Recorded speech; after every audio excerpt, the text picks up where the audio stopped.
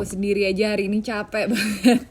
But I feel like this is important just because I really do feel that we need to create like a support system di mana orang bisa merasa didengar, dan juga untuk sharing and helping each other to overcome this as much as possible. And I just want to create some kind of communication with my followers, and of course between you guys as well at some point, if we can create this Wellness Wednesday into community. Dan responnya beribu-ribu dari mulai I started Wellness Wednesday 3 weeks ago, and on the third week I can see minggu ketiga udah beribu-ribu respon dari kalian. So thank you so much. Pertanyaan pertama aku adalah, apakah kalian ada sleep routine atau enggak? Kedua, apakah kalian ada morning routine? Terus setelah itu aku nanya, apakah kalian merasa kecemasan selama pandemi ini? Dan pollingnya hasilnya adalah iya, 72% iya.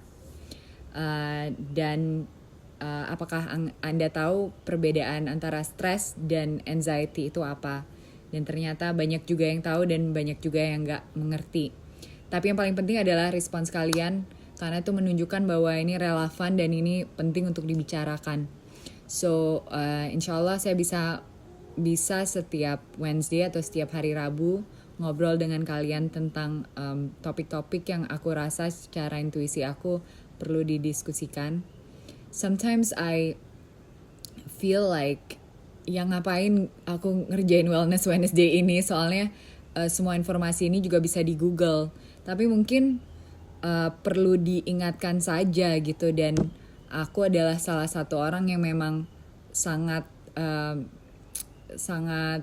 terobsesi dengan health, terobsesi dengan untuk bisa sehat, bisa lebih optimal lagi, lebih bisa banyak energi lagi, karena aku merasa bahwa the more energy we have, the more we can do, not just for ourselves but for our community.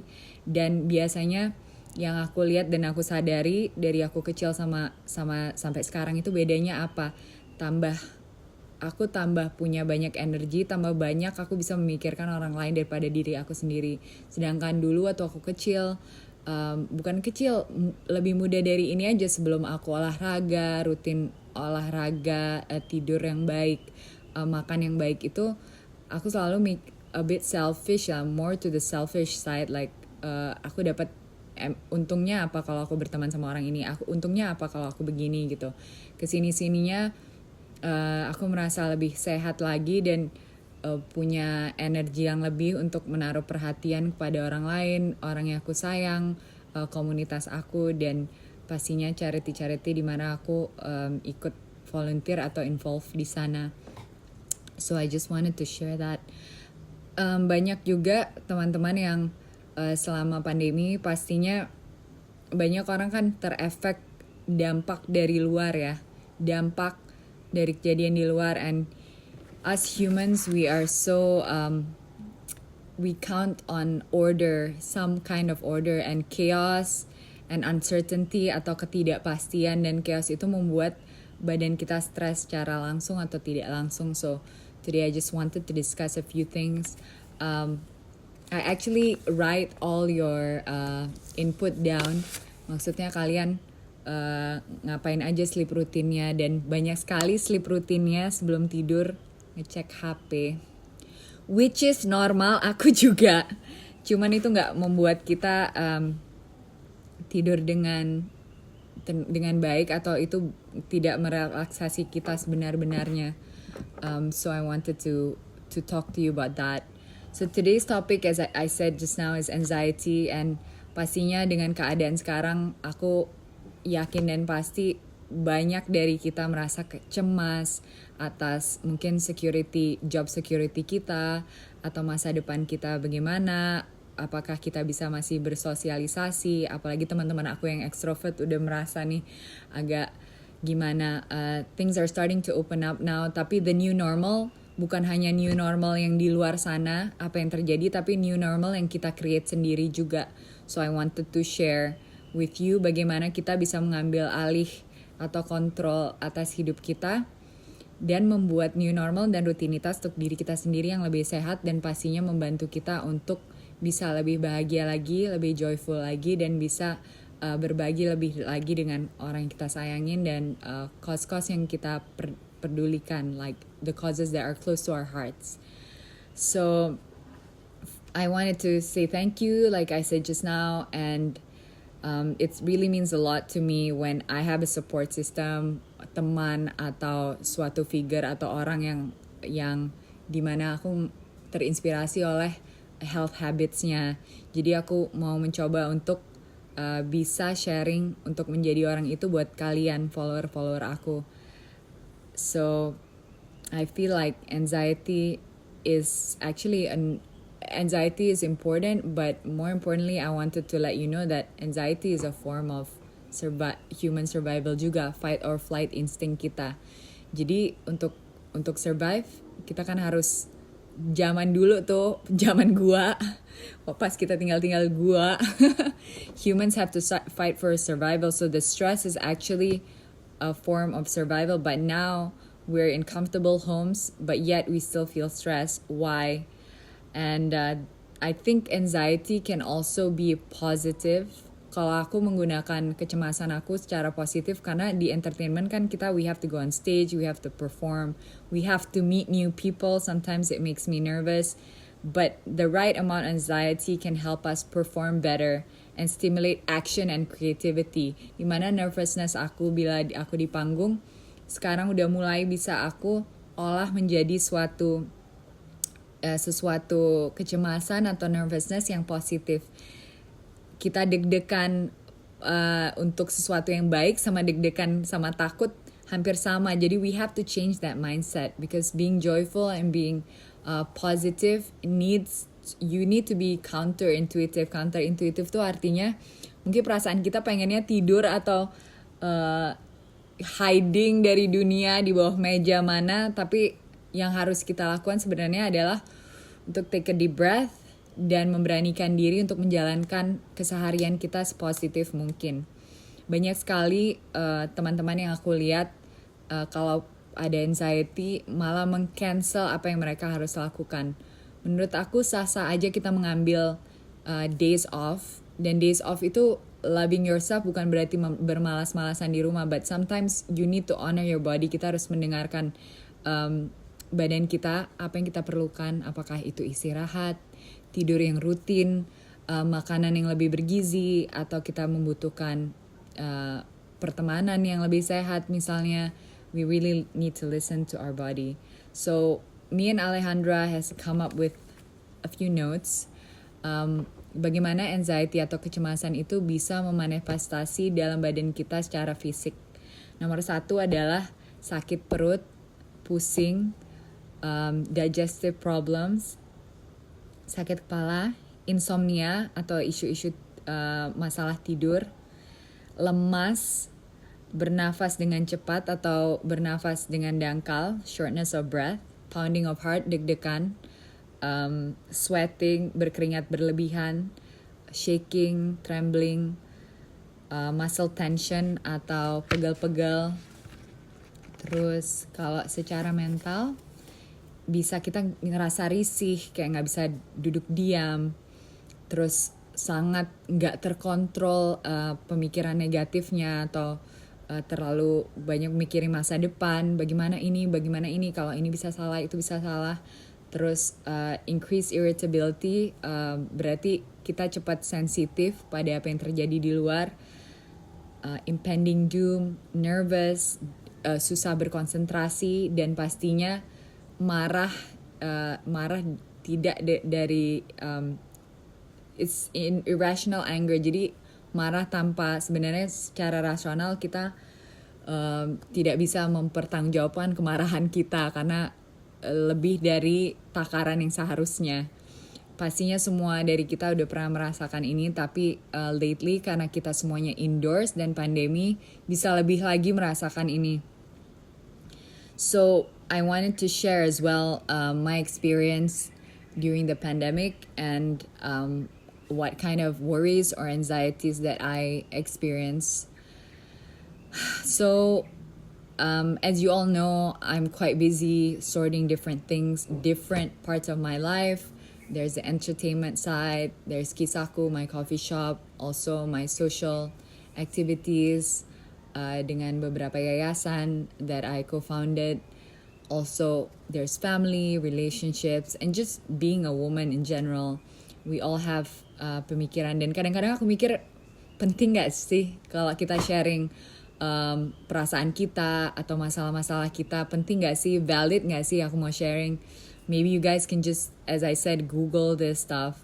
But I think it's very important that you know that everyone goes through the same thing. Mau sukses apapun, mau sibuk apapun, semua orang pasti ada kecemasan tersendiri. Tapi bagaimana kecemasan itu bisa kita overcome supaya positifnya lebih dari kekurangannya.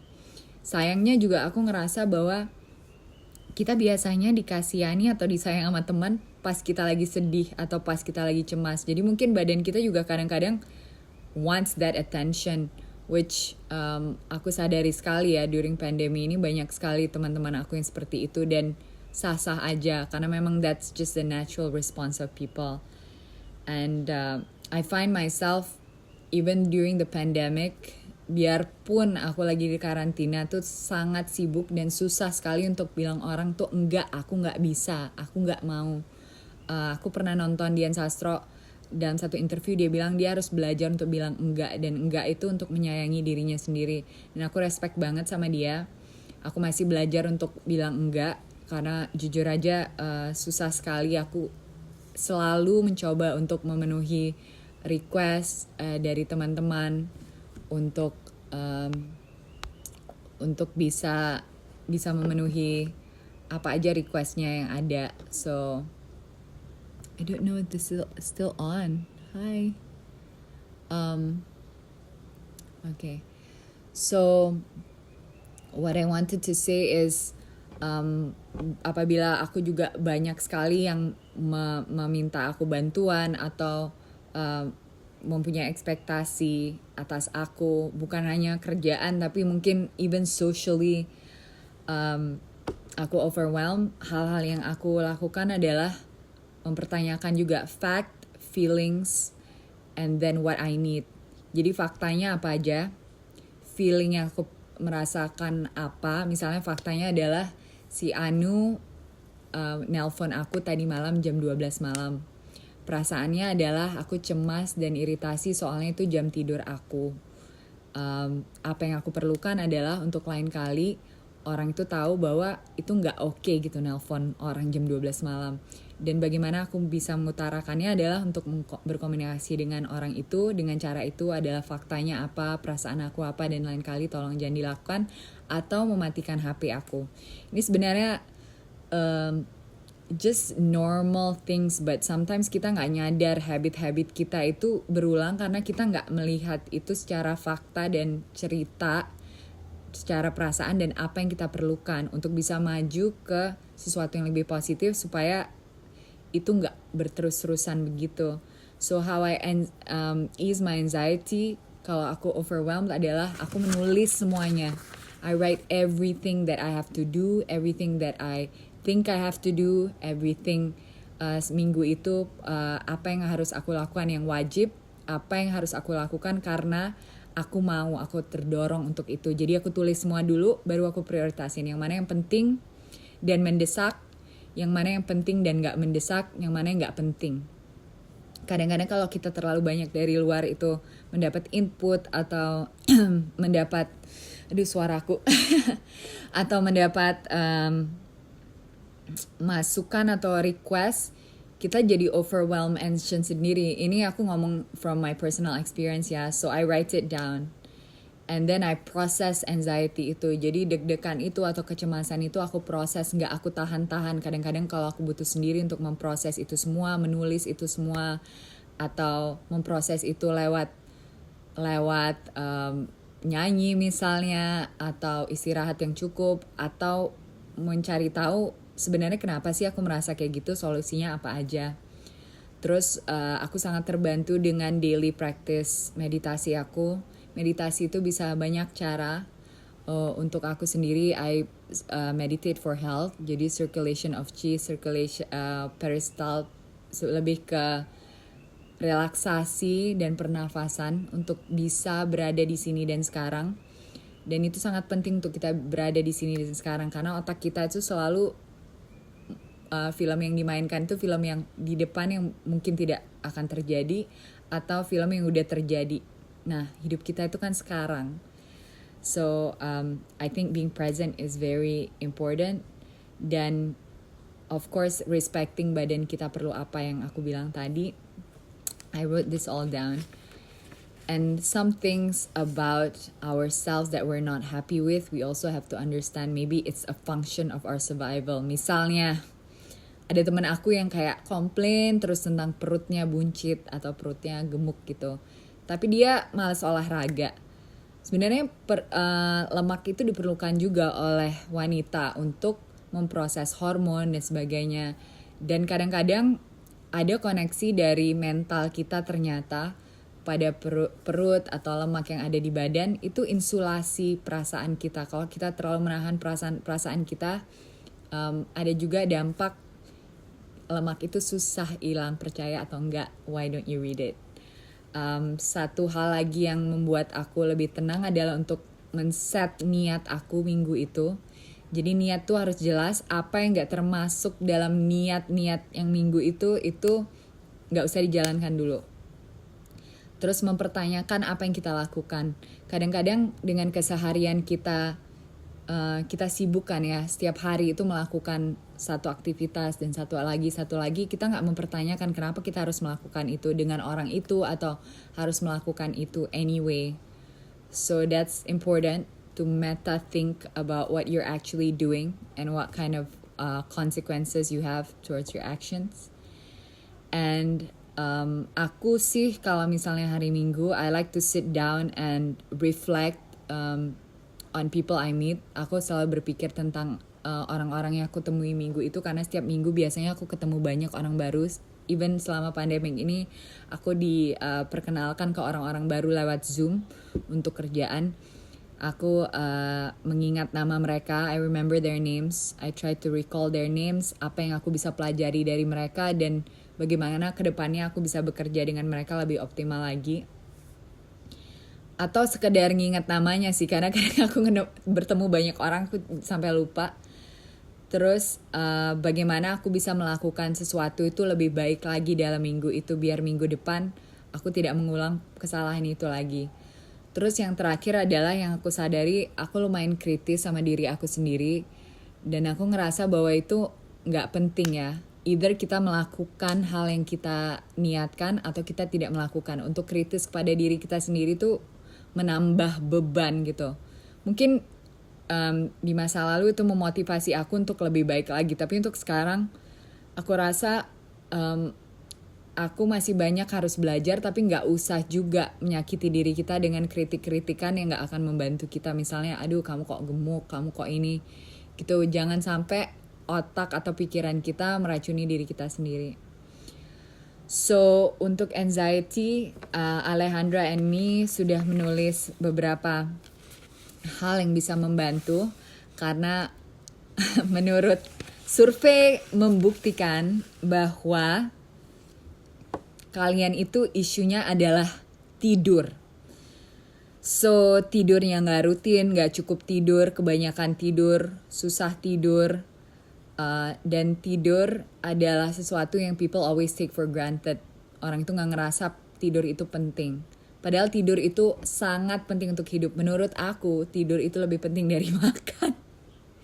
Karena apabila kita tidur dengan rutin dan tidur dengan cukup, kita juga gak akan melahap. Kita akan bisa, we become less hungry because, being sleep deprived messes with your hormones. There's these two hormones called leptin and ghrelin that control your appetite atau menjaga takar appetite itu nafsu makan kita. Dan apabila kita nggak cukup tidur, nah nafsu makan kita meluap-luap karena hormon ini tidak bisa terkontrol dan akhirnya kita jadi overeating. Dan juga apabila kita nggak cukup tidur, badan kita juga nggak bisa metabolize makanan dengan baik, mencerna makanan dengan baik. So the time you spend in bed goes hand in hand with the gym and also on the table. So I always think kalau untuk kita kurus kan banyak yang nanya, Mbak Ralin gimana sih caranya biar nggak bertambah berat badan. Aku selalu bilang gym atau olahraga, tempat tidur, dan meja apa yang kita makan, tempat tidur berapa lama kita tidur, dan gym atau exercise. Yang ketiga itu harus balance, dan ketiga itu sangat penting. Gak bisa kita olahraga banyak terus makannya ancur, atau makannya ancur olahraganya banyak tidurnya nggak rutin. Jadi semuanya yang tiga itu harus benar-benar sinkron untuk kita tetap sehat, tetap slim, tetap kurus, weight controlnya oke.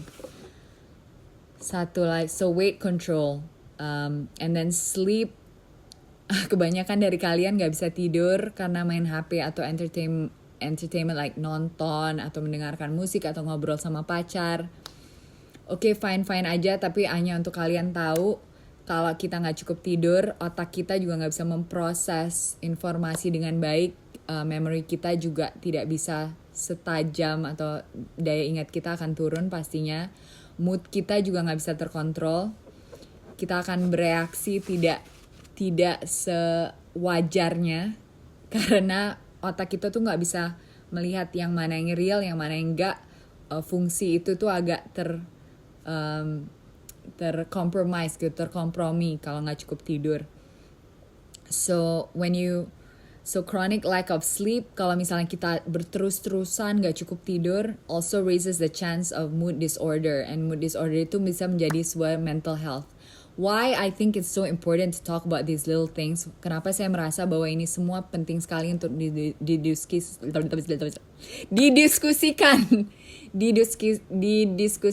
Why I think it's so important to discuss it is because all these little things can end up to a real mental problem if you don't nip it in the bud. Kalau kita tidak membenarkan ini secara rutin kita kecil-kecil, bisa menjadi suatu masalah mental yang akhirnya harus makan obat lah, harus ke psikiatris untuk karena kita sakit mental. Sebenarnya ke psikiatris itu bisa aja, untuk sehat juga kita masih bisa ke psychologist atau psychologist or ask for psychiatric help untuk tetap sehat. Tapi jangan sampai kita kesana untuk sesuatu penyakit di mana itu nggak genetik kita, tapi kita menjadi seperti itu karena udah terlalu ekstrim, kurang tidurnya, kurang menjaga badannya, kurang sensitif pada perasaan kita sendiri. And I think this is the most important for the younger viewers, karena untuk kalian kan mungkin stresnya dari sekolah, dari teman-teman, kalian harus sensitif sejak dini supaya kalau kalian udah besar bisa meng-create rutinitas sebagai dewasa lebih mudah lagi. Kenapa? Dewasa kita menentukan jalan hidup kita sendiri. Kalau ke sekolah kan jam 8 harus bangun, jam X harus tidur karena harus bangun jam berapa, pulang harus les, semuanya itu udah terkotak-kotak, waktunya itu lumayan ada rutin. Dan rutin itu kan meng-anchor kita, membuat kita tuh lebih stabil. Tapi apabila kita udah dewasa, kalau rutinitas kita gak sensitif waktu kecil, ya itu semuanya jadi buyar dan ujung-ujungnya bisa sakit fisik dan mental. So I think it's really important. And also for sleep, mood, weight tadi aku udah ngomong, otak kita dan juga jantung kita atau our heart. Blood pressure kan turun kalau kita tidur. Nah kalau kita gak cukup tidur, our blood pressure goes up. And then the longer our blood pressure stays like that, we can get a stroke, we can get heart disease, and then short term downtime-nya, long term payoff-nya. Jadi sebenarnya hal-hal yang bisa kita lakukan dalam short term ini, nanti kita harus payback-nya nanti lagi, and that's like sangat merugikan dan tidak efektif. So guys, please sleep. There's only 15 minutes left to this Wellness Wednesday. I'm also feeling a lot of not a lot of stress, but some challenges for this week karena udah mulai new normal. Kisahku juga udah baru buka lagi. Tadi malam kita meeting sampai kira-kira jam 10.30 untuk mendiskusikan bagaimana kita bisa lebih optimal lagi bagaimana kita bisa create working environment yang lebih positif, even within our group, the dynamics and the chemistry between the personalities. I always like to bring a joyous and happy mood to the group dynamics, because I think people need to say kudos to good energy. A lot of people only give love when you're sad or you're sick. I think you have to give love to people who are happy too. Be like, oh my God, I'm so happy that you can stay happy, you know? I think that's really important. I wrote a few notes of my own. Also, I feel like a lot of people overthink many things. Sometimes it's good also to write it down or talk to someone instead of keeping it inside. I'm sure you all know this already. And then set necessary conditions for health. Bagaimana kita bisa menyetel atau engineer beberapa habit yang kondisi yang baik supaya kita bisa lebih sehat. Nah, kita kan nggak tahu di luar sana itu apa yang akan terjadi. Pandemi ini berapa lama, penyakit apa lagi yang akan ada, imunitas kita, apa yang akan terjadi dengan pekerjaan kita mungkin kalau kita misalnya employee dari perusahaan. Tapi yang bisa kita kondisikan sekarang adalah diri kita sendiri. Bagaimana kita bisa mengkondisikan diri kita sepositif, sesehat, dan sesehat, terkondisikan sepositif, sesehat, dan efektif mungkin. Yang kita bisa kondisikan aja kita kondisikan secara positif. Yang nggak bisa kita kondisikan, kita berdoa, bersabar, dan pastinya kita harus lebih banyak lagi berdoa atau bermeditasi atau bertukar pikiran dengan teman-teman yang kita percaya, advice-nya itu baik. So for me, like I said just now, yang bisa kita kondisikan adalah diri kita sendiri. Bagaimana kita bisa melakukan itu? Aku ada beberapa things to practice yang aku udah catat.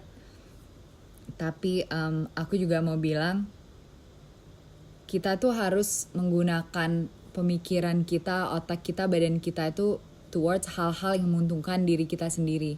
Kalau hal-hal yang tidak menguntungkan itu mungkin lebih mudah untuk kita jalankan, karena itu gampang ya untuk kita kasihan sama diri sendiri, tidur larut, makan apa aja. Tapi apabila kita mengerti dampak buruk hal-hal itu kepada diri kita benar-benar berpikir secara rasional dan cara sadar baik, insya Allah kita bisa lebih sensitif lagi dan tidak melakukan itu. Dan aku harap dengan Wellness Wednesday ini aku bisa membantu beberapa teman untuk menyadari aja dulu, nggak usah merubah apa-apa, menyadari aja apakah hidup kalian sehat, apakah rutinitas itu sehat. Karena banyak banget kemarin feedback dari kalian sebenarnya untuk melabuhi stres udah baik nih. There's some people who have beautiful morning routine, sholat subuh, minum air putih yang banyak. Some people do breathing, bernafas dalam, berdoa, bermeditasi. So I wanted to say kudos. Great that you guys are already doing that. Amazing. But you have to create a routine. And rutin, aku udah tanya juga dengan kalian morning rutinnya apa aja, and then night rutinnya apa aja, dan ternyata bagus sekali responsnya. Tapi banyak sekali yang kayak menakutkan sih, apalagi night rutinnya. So kenapa rutin itu penting? Number one adalah rutin bisa anchor atau menguatkan kita. So with this unpredictable period atau waktu yang tidak unpredictable, yang nggak bisa kita lihat ke depannya akan gimana, it can feel more doable when we have structure. So with more structure, misalnya kita udah tahu nih jam 9 apapun yang terjadi aku harus tidur. Dengan structure itu akan membantu kita untuk lebih kuat mental lagi. Dan daily habit atau kebiasaan baik dan positif kita itu akan membuat kita juga lebih tenang. Kita tahu kita udah berusaha menaruh perhatian dan usaha yang baik di situ. dan meng-create new normal untuk diri kita sendiri. Jadi bukan new normal hanya di luar teman-teman, tapi new normal yang kita create untuk diri kita sendiri.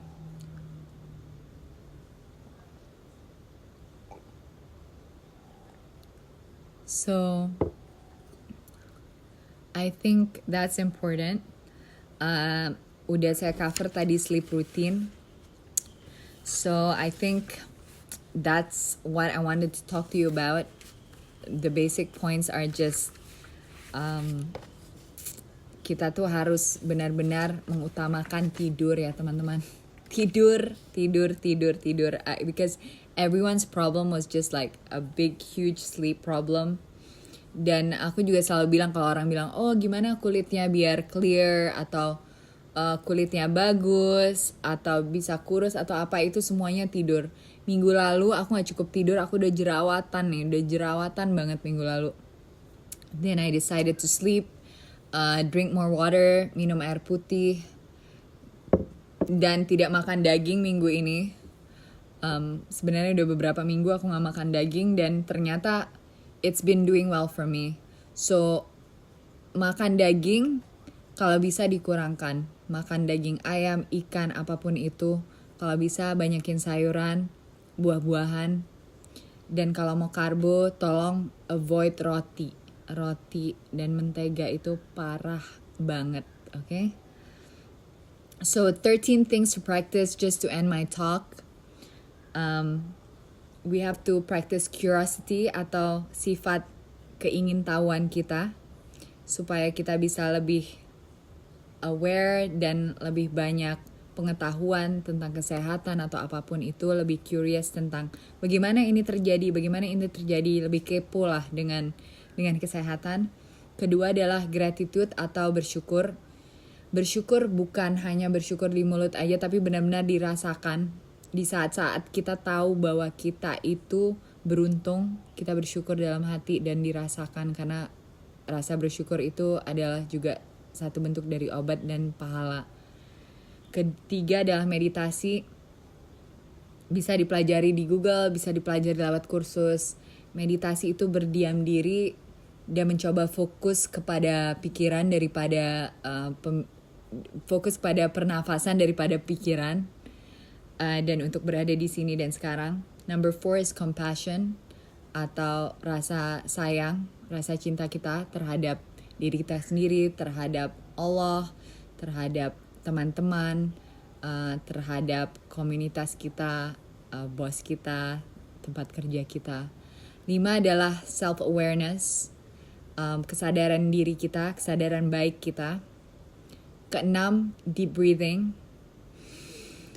Because deep breathing, actually a lot of you have been doing deep breathing, which I'm very happy about. Waktu aku tanya bagaimana kalian bisa menghadapi stres, dan a lot of people said deep breathing. So I've been following this Wim Hof technique of breathing waktu aku naik gunung, and it's been doing really well. So breathing deeply allows for more oxygen to enter your blood, quiets down the part of the brain like the amygdala, which is a rough almond gray matter in your brain that's involved in experiencing emotions, like I said just now.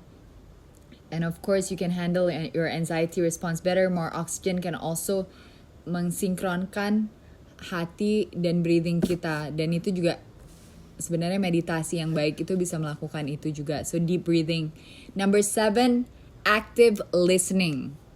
Active listening adalah apabila kita mendengarkan keluh kesah teman-teman atau hanya komunikasi seseorang dengan aktif, dengan seluruh badan dan jiwa raga kita itu di sana, to be present di sini dan sekarang apabila orang ngomong sama kita. Karena sekarang masa pandemi ini banyak sekali teman-teman kita yang punya banyak masalah. Kadang-kadang mereka tidak membutuhkan embel-embel advice atau masukan kita, tapi mereka hanya perlu active listening, di mana kita bisa memberi cinta kasih kita lewat mendengarkan keluh kesah teman kita. Okay? Number 8 adalah being intentional, yaitu being intentional itu membuat niat yang kuat. Apabila kita melakukan sesuatu, niatnya adalah apa gitu. Number 9 is deep self-reflection. which is merefleksi ke diri kita sendiri secara dalam, apakah kita sudah melakukan semua yang bisa kita lakukan untuk menyelesaikan masalah ini, apakah kita udah cukup sehat. Refleksi ke diri kita sendiri, apabila ada masalah jangan selalu nunjuk-nunjuk keluar, karena pernah dulu guru aku bilang kalau kita nunjuk satu keluar, 4 jari itu balik ke kita. So bagaimana kita bisa merefleksi diri kita untuk bisa dikondisikan untuk menjadi lebih baik lagi. Nomor 10, mendengarkan pemikiran dan hati kita sendiri. Kadang-kadang intuisi atau kita bilang, oh aku dapat pesan dari yang di atas. Bagaimana kita mau dapat pesan dari yang di atas kalau kita tidak mendengarkan itu pesan-pesan lewat perasaan kita. Bukan perasaan kita yang menggebu-gebu, tapi perasaan dan keinginan, desire kita yang paling dalam. Harus didengarkan teman-teman. Spend time with yourself, listen to your intuition. Number 11, like I said, untuk berada di sini dan sekarang. Nomor 12, morning and night routine. I want you guys to try just 1 minggu aja untuk meng-create sebuah rutinitas sebelum tidur dan pas lagi bangun. Dan untuk bisa nggak stick dengan rutinitas itu. Kalau memang udah diniatkan, kenapa rutin itu bagus tapi nggak bisa juga di stick. Bayangin, yang kita niatkan untuk diri kita aja nggak bisa kita lewatin, gimana yang kita niatkan buat orang lain untuk menyenangkan kita. Of course, it's very difficult, ya. So, please don't blame people if they do not fulfill your expectations, because apabila kita berekspektasi aja, kita nggak bisa memenuhi ekspektasi diri kita sendiri. And number 13 is my favorite. Spend time in nature. Kalau bisa, kita dekat dengan alam, berkebun, atau jalan di luar, atau berada, kalau misalnya kita tinggal sekarang aku lagi di Bali ya, jadi ke hutan, hiking, atau apapun yang bisa membawa kita lebih dekat kepada alam. Kalau bisa dilakukan sesering mungkin, itu akan bisa membawa kita untuk lebih tenang, lebih menyatu dengan keberadaan kita, yaitu kita juga makhluk hidup yang perlu istirahat, perlu merasa terkoneksi atau mempunyai hubungan dengan alam. So that's what it is. So guys, thank you so much for listening in.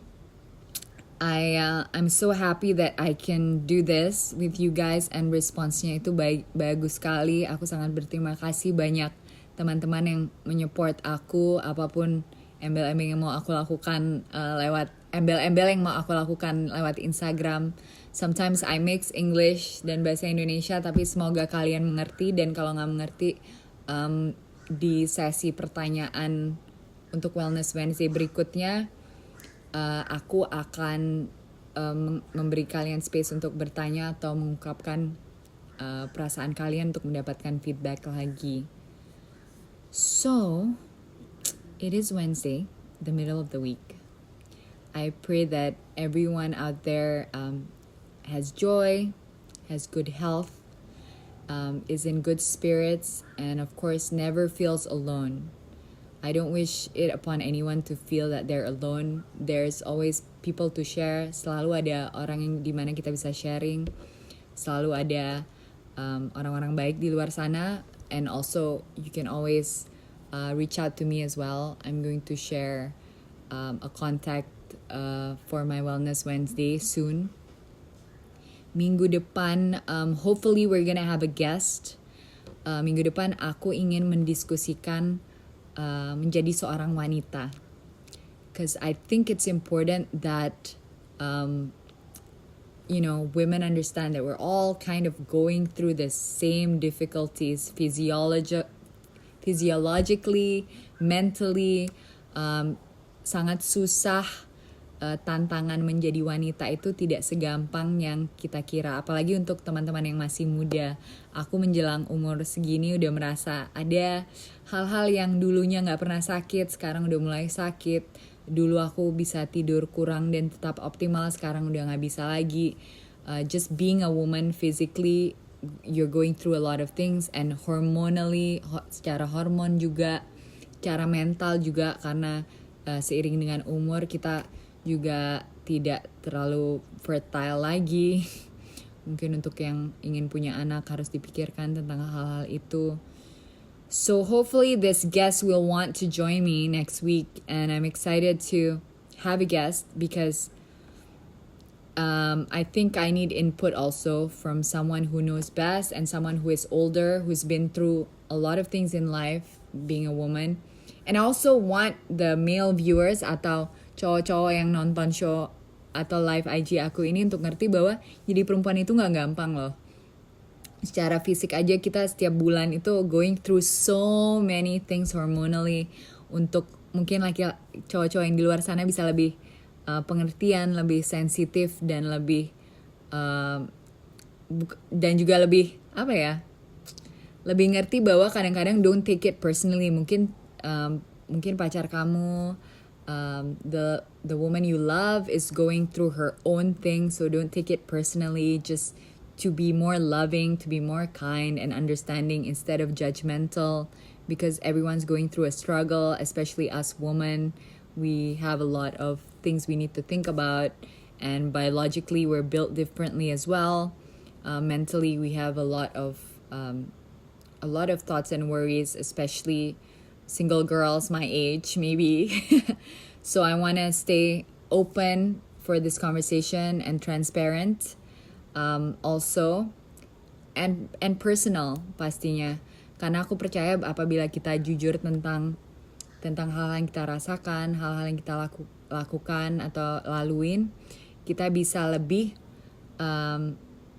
bukan menginspirasi tapi bisa lebih membantu orang di luar sana yang juga mungkin melalui hal-hal yang sama atau berpikiran dengan sama tapi merasa sendiri dengan kondisinya. So I want you girls to know that you're not alone, and it's really important to think about these things and to talk about being a woman also, so that we can feel like sisters more than adversaries atau competitive dengan cewek-cewek lain. It's not a competition. We're all going through the same thing. Everyone should focus on how they can better themselves and not compare yourself to others unless the other person is inspiring you. It's not competition. It's life. It's long. It's not like a 100-meter sprint. It's like years and years. So you need to understand who you are in this life, what you can do, how you can be better, and how other women should be cheering you on. If they're not cheering you on, bye-bye. You can talk to other people. Okay? Okay, guys. It's 45 minutes. I'm so happy to be able to share with you all. Please give me your feedback, and see you next Wednesday.